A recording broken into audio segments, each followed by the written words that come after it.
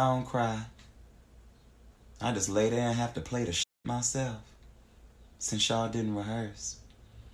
And I wonder what the shit would sound like if y'all actually did learn the music. And maybe I wouldn't be here on stage feeling embarrassed because y'all are mentally malnourished. And maybe the niggas that you played with before, maybe they like it. Bitch, not me! I like a band rehearsed! Hey, what's up, guys? Teddy here. So, first of all, I want to apologize for not keeping up with my podcast series. Ever since the spring started to roll around, things have gotten busy, a little hectic. So I do apologize about that. But before we dig into this situation or topic, I want to give a shout out to my top patrons over at Patreon. And they are Kogrr, Juan, Knuxlight, and Vieira. They're my top current patrons right now. And I'm going to keep on thanking you guys until you guys get tired of it. So I really do appreciate you guys. If you want to become a patron on my Patreon, you go to patreon.com/Teddy330, all in one sentence thing. No spaces or anything like that. So I think the lowest pledge you can make is like $2. So go ahead, check out my Patreon, and you'll get like special perks and things like that. And it'll explain everything there. So let's get at the topic at hand. So back in May, an artist named Durand Bernarr, who's an amazing vocalist. He's a singer, background vocalist for the legendary Erykah Badu. There was a moment where he pretty much talked about, musicians that don't like to rehearse and how much of a pain it was. And the reason why I'm talking about it is because this situation happened in DC. DC is my neighboring city. I go between Baltimore and DC a lot. And for the fact that it happened in DC, that's really embarrassing. But it's not just DC. It seems to be rampant among a lot of musicians to get hired by an artist or a band and they not be prepared to know the material, and then have the nerve to not show up to rehearsals and thinking that, I'm just going to learn the music on the way there. I understand that there's this mentality of, I got a strong ear and I can pick up on things quick, but you have to understand that it's not about you. You're backing someone, and you're backing them to make them sound good. Now, the situation that Durand went through was he sent 4 songs to the musicians that he hired, and he sent them like 3 weeks ahead of time, which where I'm from is very, very rare.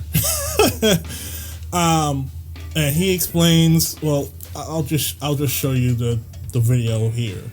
All right, here it goes. I sent 4 songs.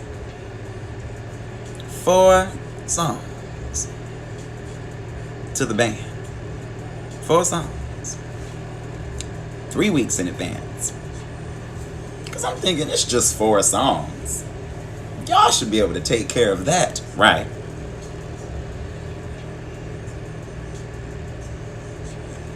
Pretty much as I'm making my way here to the side of the country, I get hit up like, yeah, the band needs the links again. They need the links again, as in when we sent them the first time, they did not download the music. Gotcha. Okay. But it's still only 4 songs, right? I mean, what could go wrong? Because it's only motherfucking 4 songs, right?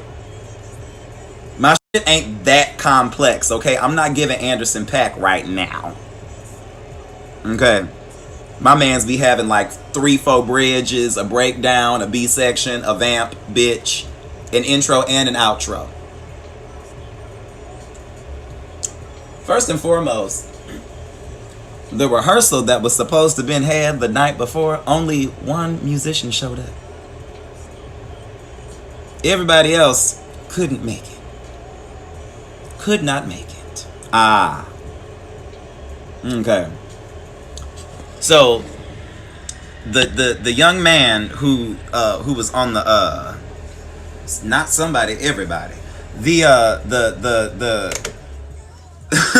the pianist with the beer deficiency, much like myself, was the only one who showed up for the rehearsal. So I really couldn't be too upset with him. He actually showed up. But then I get to the show, and I will personally take responsibility for not sending them the order of the songs. I don't even know where my mind was. Definitely did not send them the order of the songs. Okay, that's fine.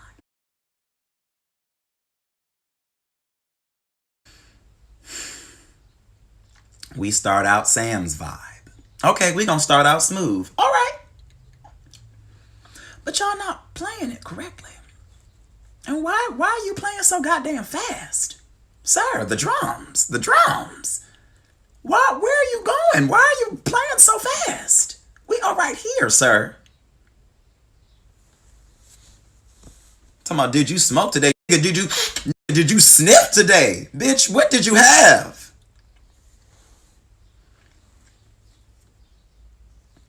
Right. I got you. Then we go into Unblocked. Right. I'm thinking, okay, let's get that. Why is it that the bass player is pulling out his phone to listen to some shit before we start the number?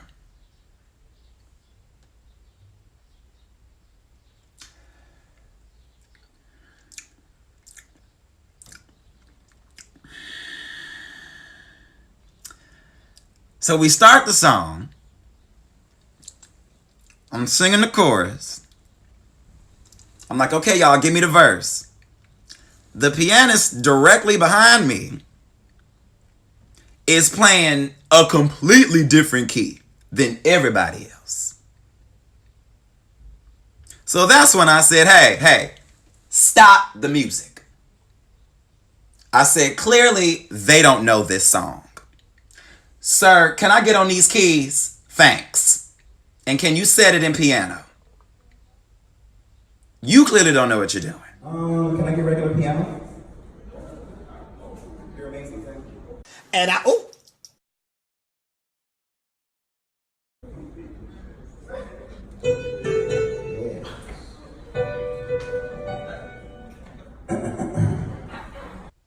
And what's interesting is, before I left to go to the venue,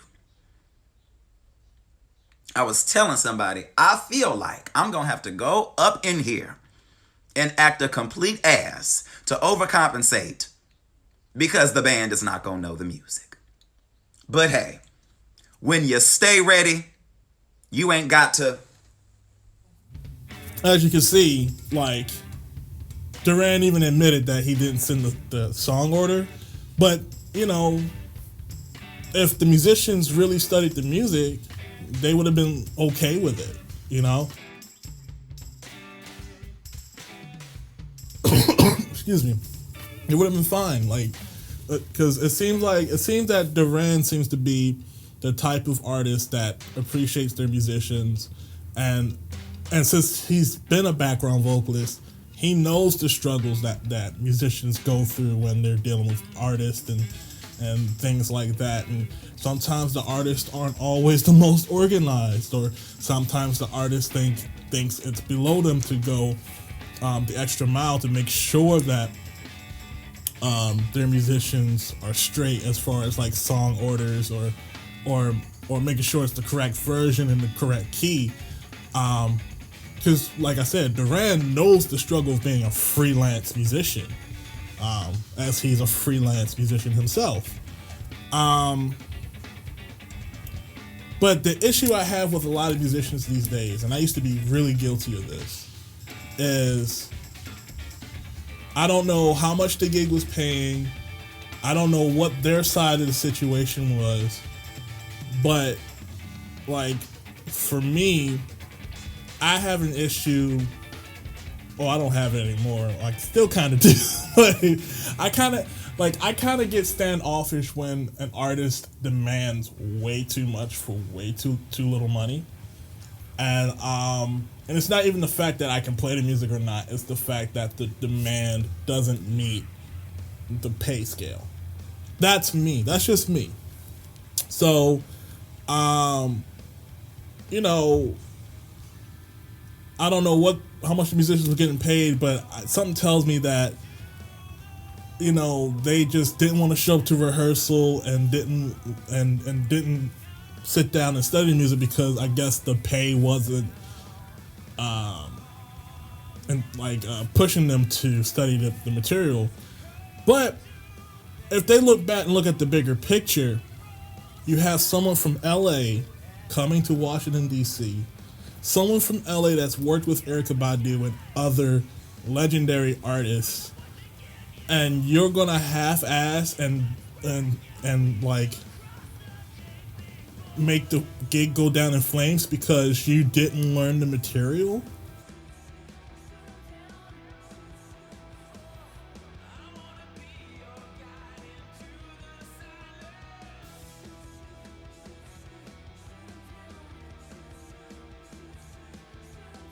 Like the way I look at it is, okay, you're a musician. There's always going to be someone better than you. And the way I see it, someone better and younger than you. Like, someone that's younger and better than you. You know, so, like, you have to treat every gig like an opportunity to go to the next level. And these guys clearly, they weren't about it. And like, the fact that Durand had to kick the keyboard player off and play the music himself, like, I would have been so embarrassed. I would have been so embarrassed that I didn't have the music down pat, and I didn't have the music the way that the artist wanted it. You know what I'm saying? That's just me, because on the artist side, you have to take time to consider that they put so much time into each of their pieces. Like, and they trusted you. They trust you to replicate those results that they created. You know what I'm saying? Like, that's just straight disrespectful. Like, for you to just show up. Like, he talks about how the bass player came to the gig and he would call out the song and the bass player would have his phone to his ear trying to pick up the music. Like, the only time that's kind of acceptable is if you've gotten the music like hours before the gig, or because I'm really trying to defend these guys, but I can't.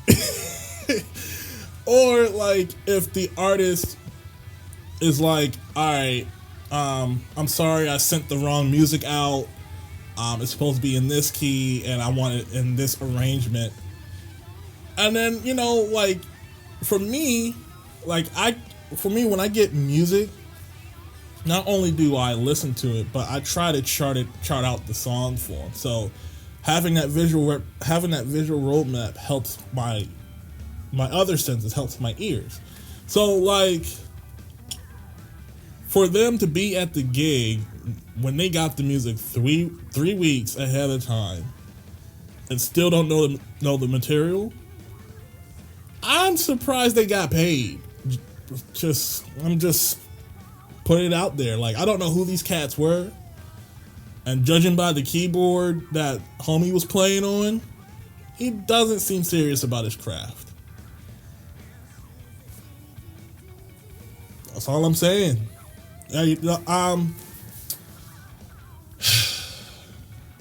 Now, like I said earlier, I was guilty of this.